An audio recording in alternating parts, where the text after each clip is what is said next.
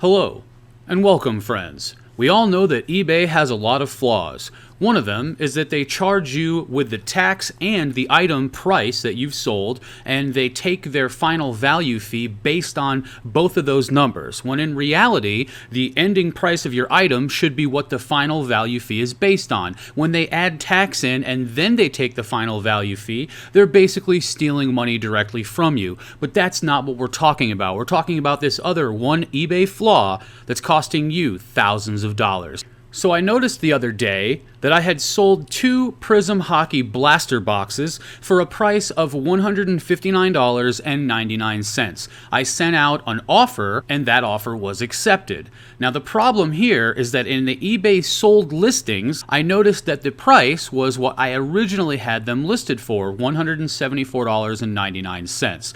So the problem is that eBay, whenever you send out an offer and it's accepted, they're showing the maximum price in the sold listings as the price of the item for sale. So that's a big issue. And the reason why that's an issue is because people base card value, market value, on a lot of eBay sold listings. So whether you're using a program like Market Movers or Card Ladder or whatever it is that you're using, now you're getting an inaccurate portrayal of what the card's market value is. So if I take an item, and you know that people often have their cards overpriced, that's where the problem becomes. If I put up an item for, let's say, $999, but I know it's bullshit, and then I send out an offer, 75% off, so I'm taking my $1,000 item and I'm taking $250 for it, it's going to show up in the eBay sold listings as if it's sold for $1,000. That's stupid, basically. So there's a lot of issues with eBay. There's a lot of flaws, a lot of problems that they need to fix,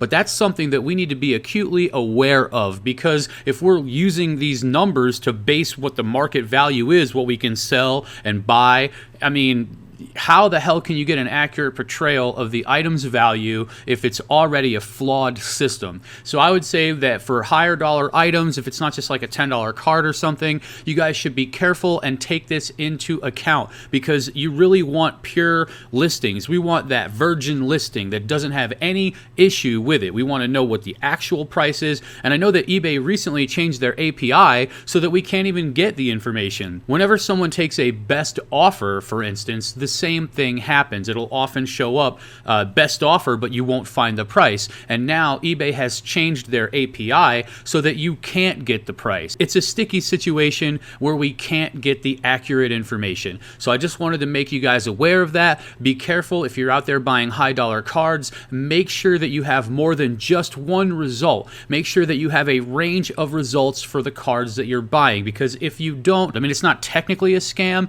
but if none of the information is accurate or it's exploitable, somebody could sell cards to their homie and just do this like 8 different times, and he could even use a number of different accounts. Somebody could set up like a spider web, your friendly neighborhood Spider-Man, of all this nonsense to take advantage of you, the would-be sports card investor / consumer. Be careful and protect yourselves. Gather the correct information before you make a hasty decision.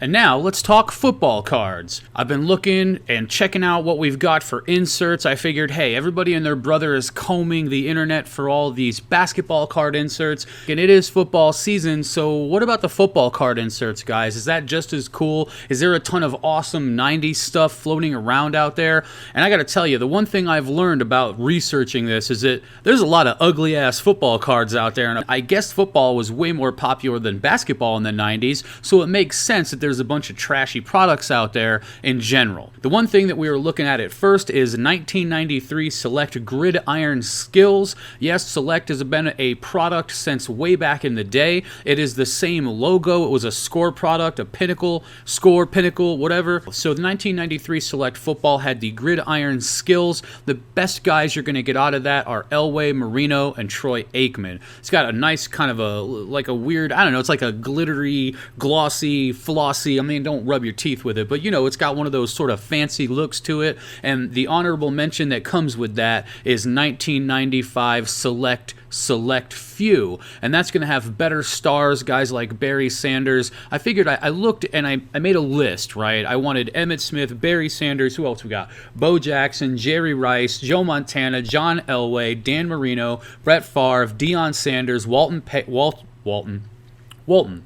Walter Payton and Lawrence Taylor. Those were basically the guys I was interested in, more popular guys from that time, and I wanted to see what kind of awesome inserts we could find of these players. So 1993 select gridiron skills, 1995 select few. Then I found these really cool Fleer under pressure cards, and they're die cut. They have kind of an orange glaze, like foily weird, just a disco type of a look to them, and they're quite attractive. I'm generally not a fan of the die cut cards, but these look pretty good. They were good enough to use for 2013 Fleer retro cards as well, and they came 1 in 96 packs, or roughly 1 per 3 boxes, so they weren't the easiest cards to get. And if you look, you can find them for $10 to $15 for all the stars that you're looking for from those years. So that's one that you might want to check out. And then I found something quite peculiar, and that is 1995 Topps Stadium Club Nightmares. And they kind of have that foily look to them, that thin sort of foil, and you have stars like Barry Sanders and Emmitt Smith, but they're really unique in that the back of the card features some sort of a comic book vampire, like Vampirella or whatever else, and you might say that they suck, but this is perfect to tie in for Halloween. And I'm having nightmares thinking about the dummy at Topps that came up with this idea. I know, we'll put vampires and football cards together. It sounds wonderful. Get off drugs now. I mean, I'm pulling, well, I don't really have any hair, but I used to. I used to have really long hair and a green mohawk. The grass is always greener on the other hair. But no, yeah, these 1995 Stadium Club Nightmares got that crazy, weird vibe to it. I mean, they're, you know, it's pretty rare that you see the comic book stuff mixed with the card stuff, especially vampires on the back of a football card.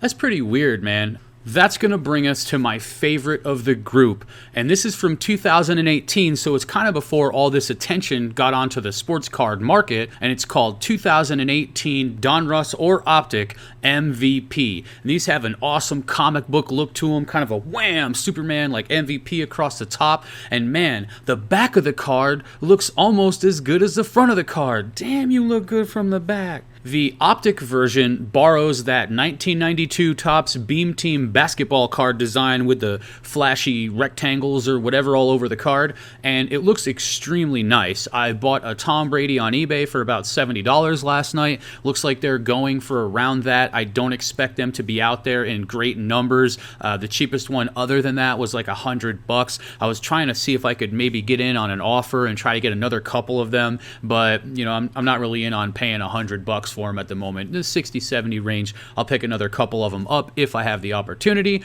But yes, these are extremely attractive cards. They're not that easy to get, and the Donruss version, you have the regular insert and then you have the hollow, and they're numbered to 100, so there's not that many of them. Last night I found a Joe Montana for $7. I mean, you got guys like Barry Sanders, all the standard good guys from those times, along with guys like Tom Brady of today.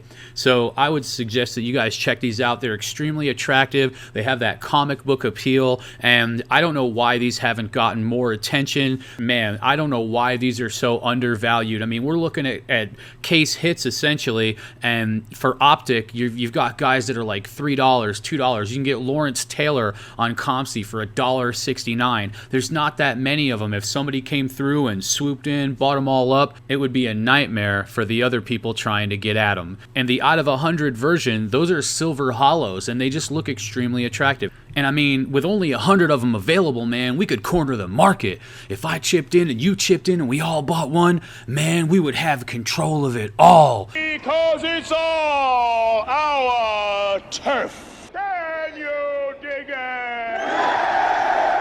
Thanks for joining me today. If you enjoyed the content in this video, please hit the like button, the subscribe button if you haven't already, and let me know in a comment below what your favorite football inserts are. Also, there's a link down in the channel information to our Patreon, where I try to provide more value to you than you do to me. And you guys can also check out our eBay store down below. We always have some cool stuff in there, like we just picked up all these wacky packages. I don't know if you're remember these things, but we bought a bunch of wacky packages, so those are going to be down there in a lot in the store. Beast Ball! Bam! Catch you on the flip side.